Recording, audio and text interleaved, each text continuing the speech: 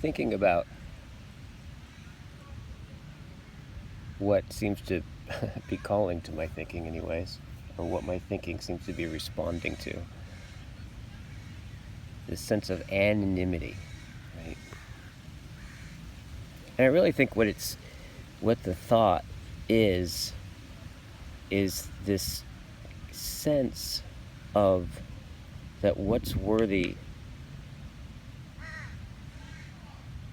of being present to, of attuning to, right, is that which is hidden.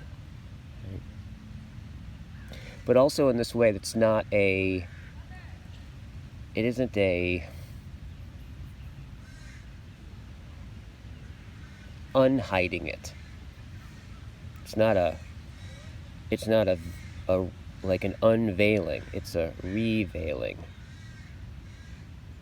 So you could say, what is the task in being able to become present to that which is hidden?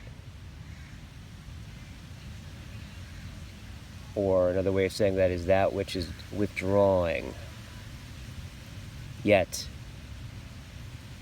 lingering something or doing something as it withdraws. That sense, right, that sense which I think modern thinking or postmodern thinking would call it, and rightly so, would call it highly unuseful. So I guess what I'm actually referring to here is to be able to think what isn't useful, what can't be used. However, is deeply determinate in the way being is today. And to look for being, right, to become present to what is, seems to require the revelation of how much it is in fact withdrawn in such a deep way. Yet there's an intimacy when you see this withdrawing.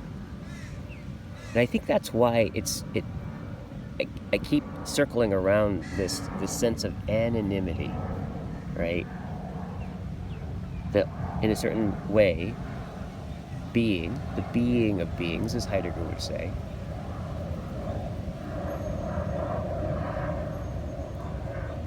is present as anonymous. So what do I mean? Like, or what is meant by that? So what is it to be present as anonymous? Or it's actually, I think what it is, it's not present as anonymous. It's the way being is presenced is anonymous. Because what isn't being said is that there's something called being that then presents itself anonymously. And it kind of implies that, well, if we could peek at it, then we would know who being is, right? But it's because we don't know what being is that it's anonymous. I think what's being thought here is, no, the anonymity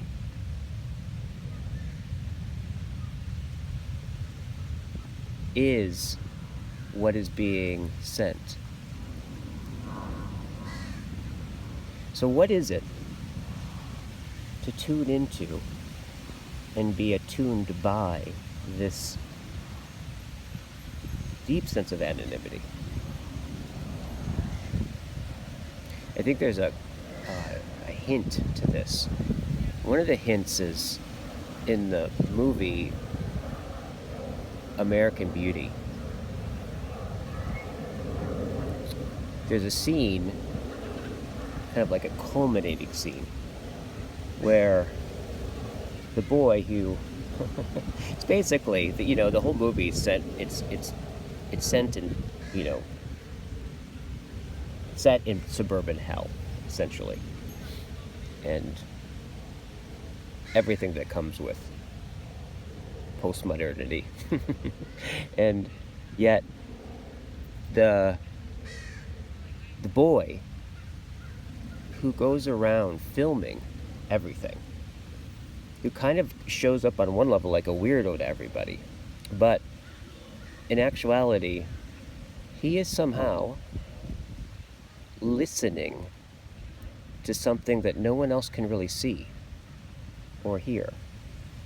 And it culminates in this moment where him and his girlfriend, who is somebody that's beginning to hear what he hears, is showing her one of these videos, and it basically is a video of a piece of trash, right, of a plastic bag being blown around and with these leaves, and you could watch it. It's doing this dance. And he said something really interesting. He's like, he said something like to the effect of, it was this moment that I realized a deeply benevolent force behind things. And this sense of, and you really get a sense of that movie, in that scene, in the mood of the scene, a way in which that anonymity of being reveals itself